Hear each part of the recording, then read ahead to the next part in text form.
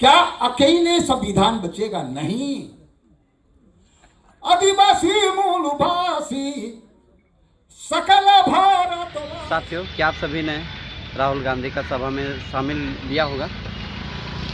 नहीं। जोहार सभी को। मैं हूं ब्रिसियस और स्वागत करता हूं मेरे सिमडेगा डायसिस के BBR में। तो साथियों, आज हम लोग राहुल गांधी के सभागार में आए हुए हैं रांची, और यहां पर आज देखेंगे संविधान सम्मान समारोह में क्या क्या बातें होती है, क्या क्या चर्चाएं होती है। तो उन सभी का आप सबों को वीडियो दिखाएंगे, तो ज़रूर हमारे चैनल पर बने रहिए और कोई भी ऐसे वार्ड ना हो जिसको आप स्किप कर दें। तो स्किप मत कीजिए और देखते रहिए हमारे इस सिमडेगा डायसिस के वीडियो को। और साथ ही साथ जो हमारे चैनल पर नए हैं, चैनल को भी फॉलो कर लीजिए, ताकि कोई भी और नया वीडियो डाले तो सबसे पहले आप सबों को पहले ये वीडियो पहुंच पाए। जय जय जय जय जय भीम। हेलो साथियों, जिनका आपको इतने दिन से इंतजार था, चाहूंगा हमारी टीम को कि हमारे बीच में अमानत अली साहब हैं, जो कि वयोवृद्ध स्वतंत्रता। इसके बाद हमारे बीच में पद्मश्री मुकुंद नायक जी मौजूद हैं, जो कि बहुत बड़े लोकगीत के कलाकार हैं। आप सब जानते हैं इनको, और इनकी ख्याति जो है पूरे वर्ल्ड में है, सिर्फ झारखंड तक सीमित नहीं है। इसके बाद हमारे बीच में हमारी बहन, जो बहुत ही संघर्षशील है, जिन पे पता नहीं सैकड़ों गोविंद में लगे संघर्ष की वजह से, दयामणि बरला जी, बहन जी दयामणि बरला जी।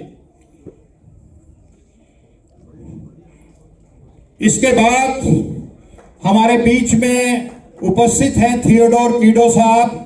कीडो साहब को ये कभी इंश्योरेंस कंपनी में मैनेजर होते थे, लेकिन हमारे महबूब स्वर्गीय राजीव गांधी जी ने इनको नौकरी से हटा करके अपने कांग्रेस ज्वाइन कराई। ये मंत्री रहे या MLA रहे।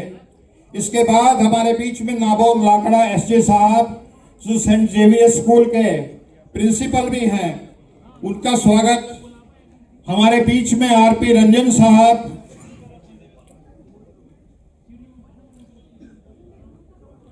शंभू पासवान जी, अशोक जी इधर। हमारे बीच में हमारी बहन सरिता कुमारी है, जो कुमार समाज की महिला अध्यक्ष हैं, और बच्चों के एजुकेशन के लिए इन्होंने एक बहुत बड़े 50,000 1 लाख लोगों का ग्रुप बनाया, जो 21 रुपए पर मंथ देते हैं अपने समाज के लिए।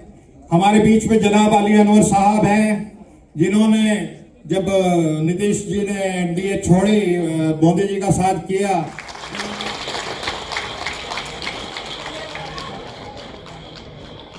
इसमें इतने नहीं होगा। सामने इस सभागार में सभी सम्मानित प्रबुद्ध नेतागण, सामाजिक कार्यकर्तागण, प्रिय भाइयों बहनों और प्रेस के बंधुगण, मैं आदिवासी समाज के प्रबुद्ध वक्ताओं द्वारा जो वो बातें रखी गई हैं, उनको मैं एक एक लाइन में सम्मानित राहुल जी के सामने रखना चाहता हूं। नंबर 1, राज्य में 5वीं अनुसूची पेशा कानून के अक्षर से अनुपालन। दूसरा, सरना धर्म कोड की मांग। तीसरा, CNT-SPT कानून का सख्ती से अनुपालन। चौथा, झारखंड में केंद्रीय आदिवासी विश्वविद्यालय की स्थापना। पांचवा, विस्थापितों और मजदूरों के लिए उपयुक्त नीति की जरूरत। छठा, भूमिहर, मुंडा, उरांव सहित कतिपय जातियों को ST लिस्ट में शामिल करने पर विचार आदि विषयों पर चर्चाएं की गई। बहुत बहुत धन्यवाद। जोहार। हो गया। ये किताब बना ले, एक किताब नहा ले, एक किताब बना ले। ये भारतीय सभी धान के मिल के बचा दे, मिल के बढ़ा दे। ये भारतीय संविधान के मिल के बचा दे, मिल के बढ़ा दे।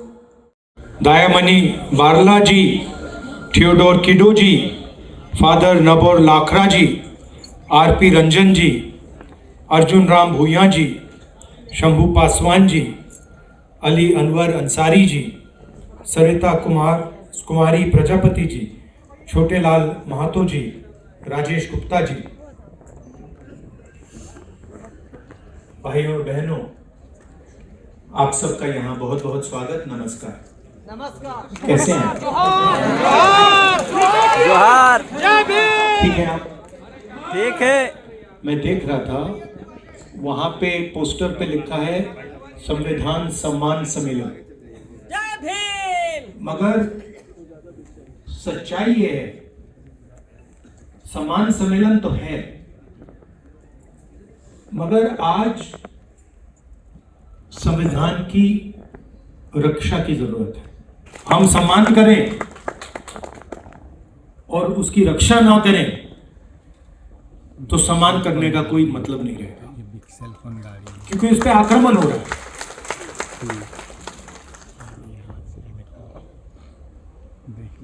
जबरदस्त आक्रमण हो रहा है, चारों तरफ से आक्रमण हो रहा है। सिर्फ एक व्यक्ति, मोदी जी, अमित शाह जी, सिर्फ एक दो व्यक्ति आक्रमण नहीं कर रहे हैं, अलग अलग फोर्सेस, अलग अलग शक्तियां इस पर आक्रमण कर रही हैं। और इनका लक्ष्य है कि संविधान किसी ना किसी तरीके से या खत्म हो जाए या फिर खोखला बना दिया जाए। ये कब बना? ये कब बना?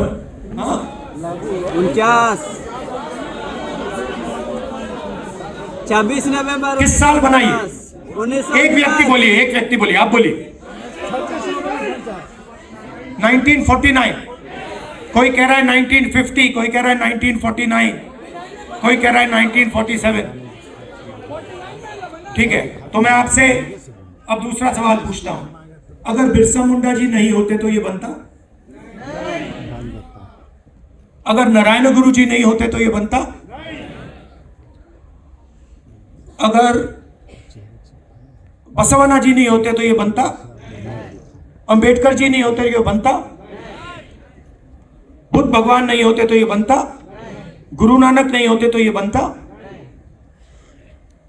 तो ये कितना पुराना है? 500 साल।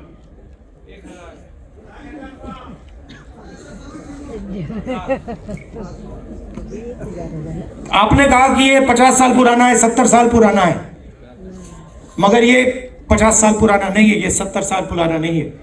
ये इसके पीछे जो सोच है वो हजारों साल पुरानी सोच है। सबसे पहले ये गुरु नानक जी, बिरसा मुंडा जी, अंबेडकर जी, गांधी जी, बसवना, नारायण गुरु, बुद्ध भगवान, उनकी सोच ने बनाया है। वो आपसे कह रहे हैं कि देखिए, आदिवासी का मतलब क्या? आदिवासी का मतलब जो सबसे पहले मालिक थे। वनवासी का क्या मतलब है? जो जंगल में रहते हैं। देखिए फर्क, देखिए, मान लीजिए यहां पे आप लोग बैठे हो और ऑडिटोरियम में आप सबसे पहले आए, ऑडिटोरियम आपने बनाया, ऑडिटोरियम की जमीन आपकी, और मैंने आपसे कहा भैया आप वनवासी हो। इसका क्या मतलब है? जंगल में जाओ, ऑडिटोरियम तुम्हारा नहीं है, इसका ये मतलब है। तो जब ये शब्द का प्रयोग करते हैं आदिवासी, वनवासी, ये सिर्फ एक शब्द नहीं है, ये आपकी पूरी हिस्ट्री है। मैं हिंदुस्तान के एजुकेशन सिस्टम में पढ़ा हूं, स्कूलिंग मेरी पूरी हिंदुस्तान में हुई।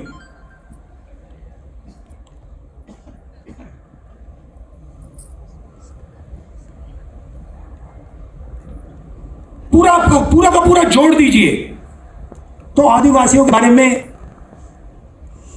आधा चैप्टर मिलेगा। 10-15 लाइन मिलेंगी कि हां हिंदुस्तान में आदिवासी भी है, मगर इनकी हिस्ट्री क्या है,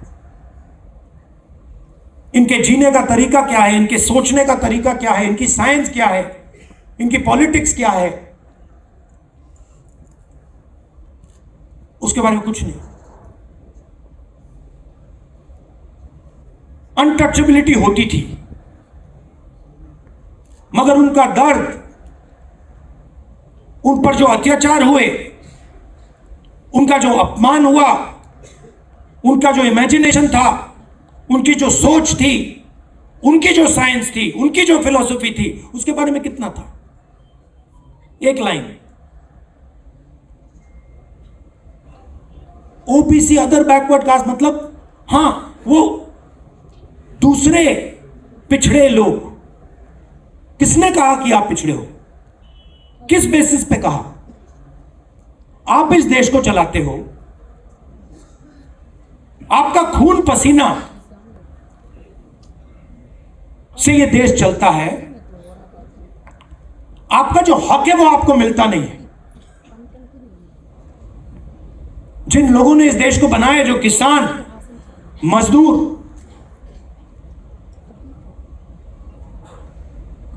बढ़ई, नाई, मोची, इनकी हिस्ट्री कहां है? कहां लिखा है? फाड़ दिया गया। जैसे कि हिंदुस्तान के 90% लोग हैं ही नहीं। मिनट में आपको एक ओबीसी नहीं मिलेगा, एक दलित नहीं मिलेगा, एक आदिवासी नहीं मिलेगा। करेक्ट? मैं यहां झूठ बोलने थोड़ी आया।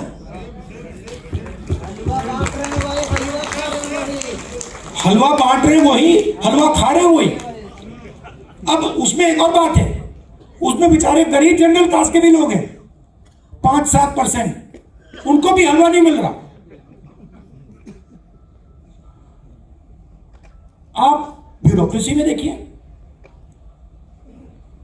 बहुत अच्छा लगा आपने 90 में से 3 की बात की।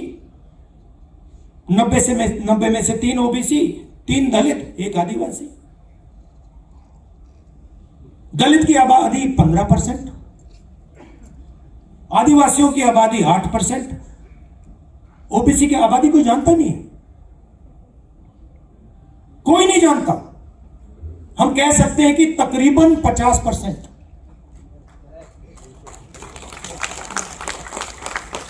क्योंकि आपकी संख्या छुपानी है। बड़ा खतरनाक काम है। अगर ओबीसी को अपनी सच्ची संख्या पता लग गई,